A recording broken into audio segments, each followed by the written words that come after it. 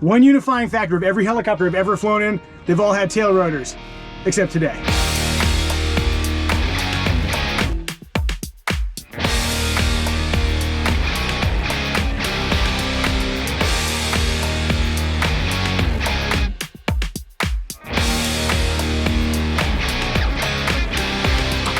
This is Wes Klein. We're gonna run through the startup procedure. Let's observe. Wes, tell us what you're doing. This has got FADEC, so it does talk to you through the headsets. It just goes through the startup procedures and just make sure like all the lights are working, breakers are out, all the doors are latched, stuff like that. It's pretty simple. Turbines have always kind of eluded me. They seem kind of mystical and complicated. So far, this seems like I could maybe do this. You could definitely do this too. And then just watch the TOT, that's the biggest thing. Okay. Run up a very expensive day.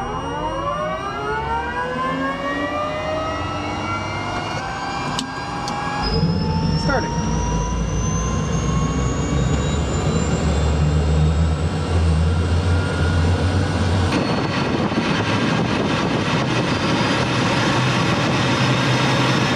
For as many blades, as much spinning as we've got going on, this feels very stable, very smooth.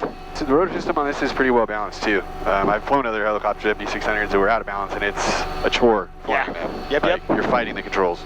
This one's pretty smooth. Its track and balance is good. Flight controls, yes. Okay, now roll throttle. Okay. Low rotor. Low rotor recovery, okay. Low rotor. All right. RPM's all the way up. Lights are all the way out. Below 105. DOT's good. Below 107 to 9130. Charging. Plenty of fuel. That's our fuel burn right there. Battery's on. Aux is not on. Anti-collision's on. P-note's off. Whites is on. Utility power is on, and it's not needed. Position light's not needed. Generator is on, and avionics are on, and we're ready to go, dude. It's called Tower, and let's get in motion. Helicopter 420 Golf Charlie at the base of Tower, side tower, base of Tower. Wanted to do a departure adjacent to the ramp, remain south of taxiway Alpha, and then turn left crosswind to Lake Matthews. Information, Oscar. Helicopter 420 Golf Charlie, Riverside Tower, approved as requested, winds 270 at 10, and departure from the ramp be at your own risk. Use caution. Part of the ramp for my own risk, 420 Golf Charlie. I've got 75 on Mike, good day, contact SoCal departure. Over to SoCal, 75 Mike, thanks. All right, good. Pedals down. Cessna 55291, frequency change approved. Frequency change approved, turn 901.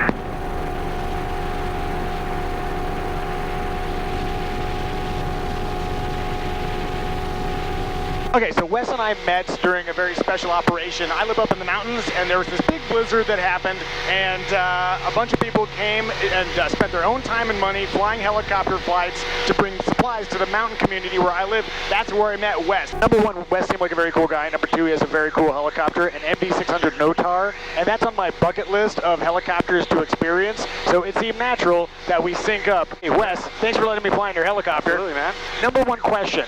Why the MD-600N? When I was looking at helicopter, it's price, performance, and availability. Performance, there's really nothing. This is like unmatched besides the Bell 407, which has the same exact Rolls-Royce C47 engine in it. Same performance, same everything. So I was in love with the MD2, love the helicopters. Me personally, I'd rather purchase an American-built helicopter where I can get parts right from Arizona, get the support that I need. Honestly, the MD-600s, unfortunately, they do have a kind of a rap for that tucking right roll turn. There's been some accidents in them, so it has affected their resale value a little bit, whereas the Bell 407 they'll warrant a little bit higher price point, so I was able to basically get a helicopter for quite a substantial amount cheaper. So we're going to hit on that issue you mentioned just a little bit later, but I'm kind of curious. Let's talk about some of the basics. Like, what do we have in terms of performance, like cruise and speed? Sure. And like, what do you got? The max speed of this helicopter is 154 knots. You don't usually hit that unless you're in a dive, but it is cruising. Like right now, it's a hot day right now. We're cruising at 129 knots. If we were at a normal day, like even like a 90-degree day, 85-degree day, I'm cruising about 135 knots on the regular in this thing, unless you're fully loaded. I envy your speed. That's awesome. So the speed and the range of it is very, very good in this helicopter. It's got a Rolls-Royce 808 horsepower turbine motor. It's a 250 C47M. It's got a lot of power. You can make the same climb. I've made a climb like 2,500, 30,000 feet in a minute with one person in it. By just pulling aft and back on the thing and just shooting right up on a cold day. Yeah, on the perfect weather. But yeah, no, it's got a boatload of power. Performance is great. I mean, you can't beat that in a light-duty helicopter. You have a auxiliary fuel tank back there. What kind of range do you have in this thing, like in terms of hours? I'll safely fly this thing like 2.93 with a good 30 to 40 minute reserve on it. So you've got probably with the aux tank, you have about safely like 3.5 hours. I don't like to push it more than like 2.9. At 150 miles an hour or 135 knots, you know, you're gonna get safely about 420, maybe 450 on the right day and the right weather if you're hauling butt. But yeah, the range is pretty good with aux. I've had the pleasure of flying at 2 different Hughes 500s. This is very similar in design. It's sort of built on the same fundamentals, but if you look at it in profile, it's much longer. Talk about the utility a little bit. So it's basically just a stretch cab of the 520 or the 500 or the 530 to have an extra, 3 seats in it. So it's got a total of 7 seats in it.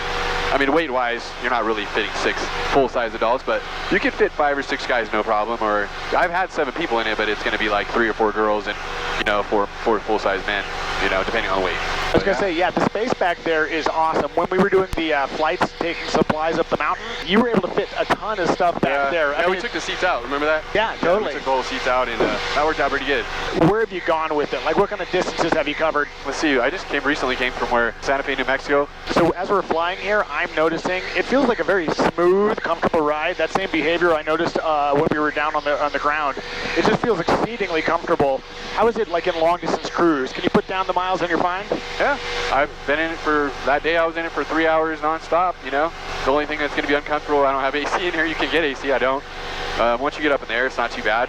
If I was on a long distance right now, I'd just climb up to a little bit cooler, you know, air, but we're on a short cruise, so. The controls, like, it's got a trim actuator on it, so I mean, you're sitting there with your finger and moving around. They're a little bit heavy, but this helicopter, this thing reacts really, really fast with a smaller rotor system, 6-blade helicopter. It's got its advantages and disadvantages. The advantages would be to put it down in a hole into somebody's backyard when we're dropping supplies up in Big Bear between pine trees and snow and all that. I mean, I'm able to creep down in with no tail rotors. I don't have to worry about hitting my tail rotors either. And it's got 27.5 foot rotor system. So downfall would be it auto rotates very fast to the floor if you lose an engine. But no, the rotor system and the helicopter is very stable. I'm not fighting the controls at all. I mean, I can have my hands off of them and flying fine. As a former Enstrom guy, I'm very used to having that hat function, and that feels very natural to me. The first time I flew in a 500, I was like, oh, this felt like home. Just very, very comfortable. The number one question I'm sure you get, what's up with the NOTAR? So tell us about how the system works. So it obviously doesn't have a tail rotor. It's got a fan inside the tail boom, so it's a hollow tail boom. It's got a 13 blade variable pitch fans. It's got slots in it to create like a Kawanda effect where it grips the air around the tail boom and gives you a natural anti-torque. And then it has a thrust door, a cone door in the back that opens and closes, and it pushes the air up against the vertical stabilizers for anti-torque. And that obviously is controlled with your pedal, so anytime I make a pedal input, it's going to roll that cone door and, you know, let more or less air based on your pedal inputs. And then it's also got the vertical stabs, those giant vertical stabs you saw back there. Those are really, I really like those things when you're at speed, like above 70, 80 knots. They're very, very effective. They just keep the ship really, really straight. Even in heavy winds, it makes it very, very stable. In a hover, you're not going to have as much tail authority, you know, at high elevations. It's the only time I've ever noticed it. There's nothing you can't overcome.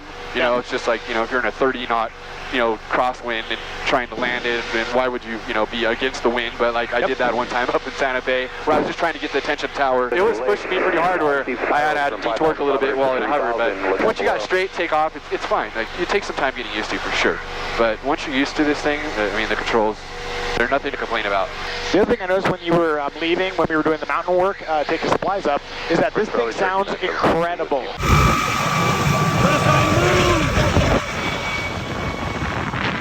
So what are the special considerations with a NOTAR setup, like from a piloting perspective? Obviously, it's like a little bit of a different feel, but like, what about emergency procedures? That's actually definitely a positive for the NOTAR. If you lose a motor, you have engine fire, engine failure, you are still going to auto down just like a normal helicopter, no different. And so the benefit of not having a tail rotor is if I lose the yaw control right now, I have a stuck left or stuck right, I'm going to keep flying until my next airport. I'm not stopping. Like those huge vertical stabilizers, they're going to keep me straight. Say we have a stuck right pedal, I'm going to try to maintain about 80 knots into my approach. And then when I get close to the airport, I'm going to slowly, gently de-torque, and I'm going to come down to a skid, and I'm going to actually land at speed, which is good that the vertical stabs are going to try to help us keep us straight for as long as we can. And we're probably going to spin a little bit just, you know, a hair once we get to the bottom, because your natural reaction is you're going to want to pull power, but you can come down to a skid, so you're not auto-rotating down. Let me quickly interject that the sponsor for today's video is Flying Eye Sunglasses. I wear them in the helicopter because they're extremely lightweight. They're made out of material called Resilimide that allows you to bend them like this, and watch, I can conveniently put them in. They have super thin temples and they are very comfortable. If you're curious why I wear them in the helicopter and in my normal life, click the link in the description below. Use the promo code Micah to save 10% on Flying Eyes. Okay, question. Yes, sir. Well, how is this to own, like in terms of maintenance and just living with it? That's a good question. There's a lot of people say, oh, there's so much maintenance, there's so many problems, and that's simply not true. This ship right now is 1,000 hours. Huh? At 6,000 hours, we're going to have to replace the tail boom. Most helicopters you do. The thing is, on different NOTAR, it's a little bit more expensive to replace the tail boom. So you're going to be into a little bit more money. It's basically similar to all of the helicopters, right? The main difference is the tail rotor. You know, and it's got a bad rep. It is somewhat justified. It has that tucking right roll that you need to be aware of. Let's talk about that. Tucking right roll is a thing. I know nothing about it. What is it and how's it happen? Well, as you can see in this aircraft, they made it a left-hand command. A lot of the other aircrafts, like your Robinson, is a right-hand command. They try to market these for border patrol and police and paramedics and such. So what are you going to tell me if you're in the passenger seat and you're the camera guy or the observer or whatever? You're going to say circle right, right? So I'm like, all right, we're going to circle right. So we start circling right. You're going to say there's a problem down there. You know, tuck it in, make it more narrow, narrow up your turn, right? So 30-degree bank is the max bank you're supposed to. You can bank way more than that, and we all know that. I've seen this thing at 40, 45 degrees, easy, no problem. But 30 degrees is a safe bank, is where you're supposed to. That's your max. So you're once you get over 30 degrees, and you're out of trim, and you're yawing way right on the pedals. You're 35, 40-degree bank. You start circling. The guy's telling you circle tighter. This is when somebody's down there. I need to see. And you get you tuck the turn in too hard, too far right bank. You get really, really slow. You go below 45 knots. All of a sudden, it's gonna snap like you wouldn't imagine, and it's gonna scare the out of you. It snaps hard. I simulated it with the guy. Yeah. And I'm sitting there. I'm already at like 35, 40 degree bank. He's more right pedal, more. I'm like, it's just not natural to have this much right pedal. Yeah. You know, like you're yawn to the right. Like you can totally notice it. And circle harder. Pull your turn tighter. Slow down. I mean, we had to do all the 3 bad things to make it happen. And when it snaps, it's going to scare you because it's going to put you like this, right? Because you're going slow. Now, what's your corrective action? What you're going to think, what you're going to do in a panic? You're going to act back. Now you just made it worse. You already have this tucking, snapping right turn. You're spacing straight down. It's because you were already going too slow. You're already at like 40 knots, 35. Now you're at like 25 knots. Now you're losing ETL, and you're pointing straight down, and you're going slow. You just made it worse. You're probably not going to recover.